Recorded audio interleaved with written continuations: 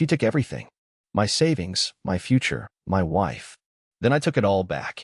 I'm Mark, 58 years old, or at least, that's how long I've been circling the sun. Retired accountant. Or, well, supposed to be retired. Reality had a different plan, one I wasn't consulted on. Deborah and I were married for 38 years. 38 years. A lifetime, really? More than half my life spent with one person, building a life, a future brick by painstaking brick. And she flushed it all down the toilet, a swirling vortex of betrayal and selfishness for a guy young enough to be our son, a real estate hustler with a smile as fake as a $3 bill. It started subtly, so gradually that I barely noticed the tide turning. Deborah always had this zest for life. It's what I loved about her. That spark, that infectious energy that drew people to her like moths to a flame. But when she got that job at Prestige Realty, things shifted. It wasn't a sudden earthquake, more like a slow, creeping landslide. Suddenly, it was all about image, about closing deals, about being seen in the right places with the right people. New clothes, designer brands I couldn't even pronounce. Expensive lunches with clients, late nights at networking events that stretched on until the early hours. I figured she was just trying to make a good impression, climbing the corporate ladder. I bought it, hook, line, and sinker, like the naive fool I was. I'm not a jealous guy, never was. Deborah always turned heads, she knew it, but she always came home to me. That was the unspoken contract, the cornerstone of our marriage.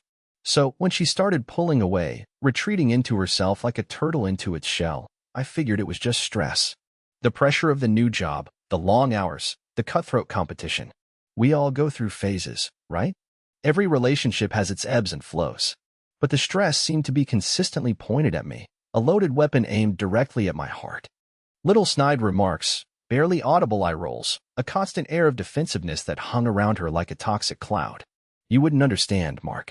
You've never had to hustle. You wouldn't know what it's like to actually work for something. One night, I made her favorite meal, spaghetti bolognese, a recipe her Italian grandmother had passed down. She barely touched it, pushing the noodles around her plate with a fork, her expression one of barely concealed disgust. This is exactly what I mean, Mark. We can't always have the same old stuff. Don't you get bored? Then came the financial irregularities, the subtle cracks in the foundation of our shared life. Small things at first, almost insignificant. $100 here, $200 there. Cash withdrawals she couldn't explain. ATM receipts crumpled in the bottom of her purse. Credit card charges from fancy restaurants I knew we hadn't been to, boutiques that sold clothes that cost more than my entire wardrobe. I tried talking to her, broaching the subject with caution, but she'd get defensive again, her eyes flashing with anger. It's my money too, Mark. I earn it just like you do. Stop treating me like a child. Denial is a powerful drug, a comforting blanket that you wrap yourself in to ward off the harsh reality. And the human heart is gullible, desperate to believe in the best in people, even when the evidence points to the contrary. I wanted to believe her. I needed to believe her. The thought of her betraying me, of our marriage crumbling, was too much to bear. But the gut feeling, that nagging voice in the back of my mind, became too strong to ignore. So, I did the thing no husband wants to do, the act that seals the fate of a relationship. I hired a private investigator. But I made an effort to keep things normal at home, to maintain the facade of a happy marriage. More dinners with Deborah, awkward silences punctuated by forced smiles. More walks in the park, our hands barely touching as we strolled along the familiar paths. Deborah even came to a minor league baseball game with me, a rare outing to see the local team play.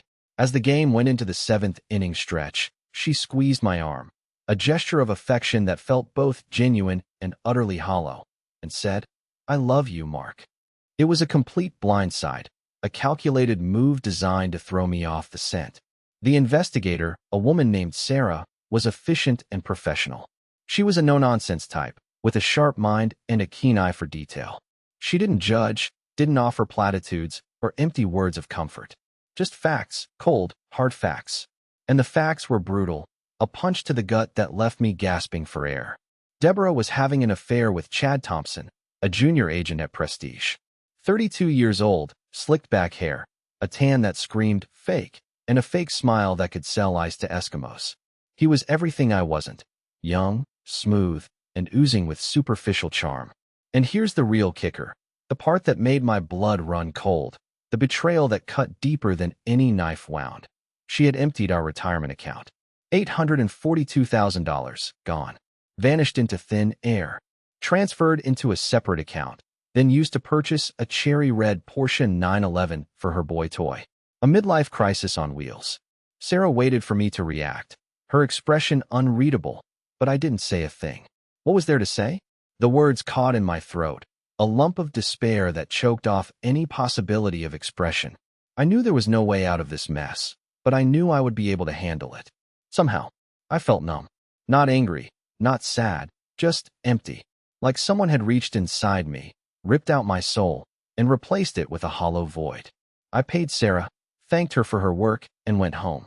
Deborah was out, of course. Networking, probably. Or more likely, wrapped in the arms of her young lover. I sat at the kitchen table, staring at that damn framed picture of us. The one from our 30th anniversary.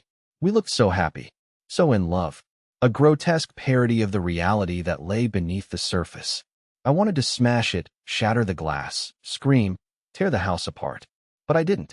I just sat there, quietly absorbing the betrayal, letting the poison seep into my bones. That night, I didn't sleep. I replayed our whole life together in my head, like a movie on repeat, searching for clues, for signs I had missed, for moments where the mask had slipped.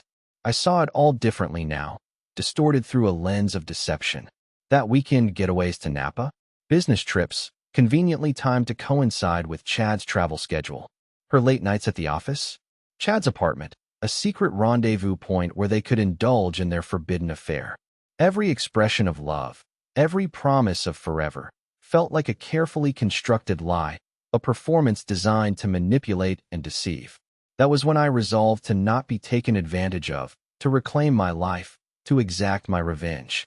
The next morning, I called my lawyer, Tom, a gruff old guy who had known me since college. He was a bulldog in a suit, a relentless advocate who wouldn't back down from a fight. I explained everything matter-of-factly, without a hint of emotion in my voice. Tom was furious. Sue her, Mark. Take her for everything she's got. That little gold digger needs to learn a lesson. We'll bleed them both dry. Divorce. Lawsuits. Financial ruin. It was the obvious answer, the expected answer. But it wasn't the answer I wanted. I wanted more than just money. I wanted to inflict the same pain and humiliation that they had inflicted on me. I wanted to watch them squirm, to see their carefully constructed world crumble around them. Tom agreed to delay the official filings, reluctantly, and advised I begin gathering all financial documentation, bank statements, property deeds, anything to provide a full financial picture. He kept asking me what I was planning, his brow furrowed with concern. But I wouldn't tell him. I just said, I have a plan, Tom. Trust me, it's going to be beautiful. I could feel the gears turning in my head, the pieces of the puzzle slowly falling into place, forming a picture of exquisite, cold-blooded revenge. I spent the next few weeks researching. Not lawyers, not divorce proceedings, not the intricacies of family law. I researched Chad, his real estate deals, his clients, his ambitions, his weaknesses. He was a wannabe, a climber, a parasite feeding off the wealth and privilege of others. He craved the luxury lifestyle, the big commissions, the status that came with selling million-dollar homes to the elite. His whole career was built on image, on projecting an aura of success and exclusivity. The wealthy enclave of Oakwood Estates was his bread and butter, the source of his power and influence. And here's where my plan took shape, where the seeds of my revenge began to sprout. Oakwood Estates wasn't just about the houses, the sprawling mansions and manicured lawns. It was about the amenities, the perks that made it so desirable, the things that attracted the wealthy buyers and justified the exorbitant prices. The private golf course with its meticulously maintained greens and exclusive clubhouse. The quaint strip mall with its high-end boutiques and gourmet restaurants. The sense of community, the feeling of belonging to something special. These things weren't just luxuries, they were necessities. And these necessities could become leverage, the tools I would use to dismantle their world. I started quietly buying up properties around Oakwood Estates, being discreet not to raise any alarm bells with Chad or Deborah. I wasn't interested in the mansions or the sprawling lawns. I focused on the mundane, the overlooked, the things that held the community together. The land under the golf course, whose lease was expiring in 6 months and that the HOA didn't think twice to renew. The strip mall, whose owner was a tired old man looking to retire and cash out of his business. A small, dilapidated building that housed the neighborhood's only dry cleaner, a vital service that everyone relied on. And land. Lots of vacant land, strategically located around the perimeter of the estate. Each purchase was carefully calculated, strategically timed. I used shell corporations, anonymous LLCs, anything to keep my name out of it, to maintain the illusion of normalcy. I didn't want Chad or Deborah to suspect a thing, to have any inkling of what I was planning. I was playing the long game, building my arsenal, preparing for the final assault. The golf course lease was the first domino to fall. The Oakwood Estates Homeowners Association was livid. They offered to buy the land from me to negotiate a new lease. But I refused. I have other plans for it, I told them, with a polite smile that hid my inner satisfaction. Perhaps something more profitable. The strip mall was next. A simple letter informing the tenants of a tripled rent increase sent shockwaves through the neighborhood. Boutiques closed, restaurants shuttered their doors, their windows boarded up and plastered with for lease signs. The dry cleaner, unable to afford the new rent, shut down, leaving residents to schlep their clothes to the next town. The once vibrant heart of Oakwood Estates was now a ghost town, a monument to greed and short-sightedness. Chad's sales went into free fall. His clients weren't interested in buying homes in a neighborhood that was rapidly losing its luster, a place where the golf course was turning into a weed-infested field and the strip mall was a collection of empty storefronts. He was sweating bullets, desperately trying to salvage his reputation, to keep his career from imploding. He saw his dream of becoming the top agent crumbling before his very eyes.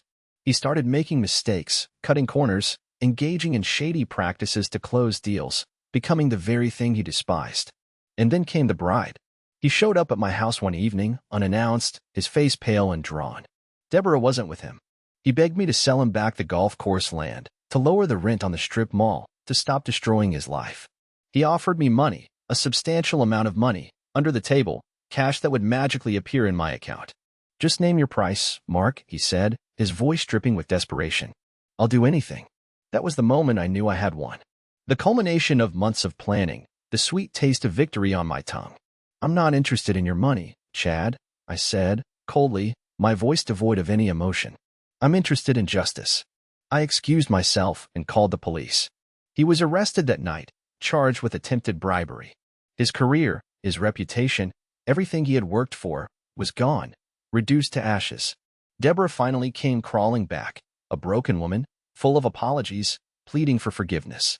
She claimed she had been manipulated by Chad, that she didn't know what she was doing, that she still loved me.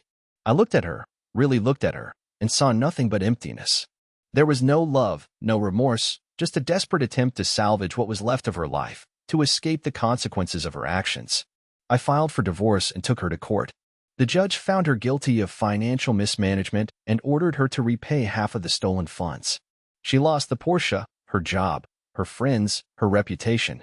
She was forced to move into a small apartment, working a minimum wage job just to make ends meet, a far cry from the life of luxury she had craved. As for me, I rebuilt my life. I didn't get my retirement savings back, but I was able to recoup some of my losses through smart investments and by selling the properties near Oakwood for a huge profit.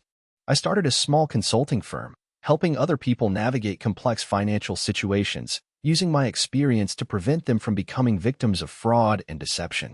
I found a sense of purpose again, a reason to get out of bed in the morning. I think about Deborah and Chad sometimes. I don't hate them. I don't pity them. I just feel nothing. They made their choices, and they paid the price. As for me, I learned a valuable lesson. Revenge isn't always sweet, but it can be incredibly satisfying, especially when it's served ice cold. And I had the picture of Deborah and I in my hands, and I slowly tore it down the middle, the sound of the ripping paper a final goodbye to the life I once had, and threw it in the trash. The past was gone, and I was finally free.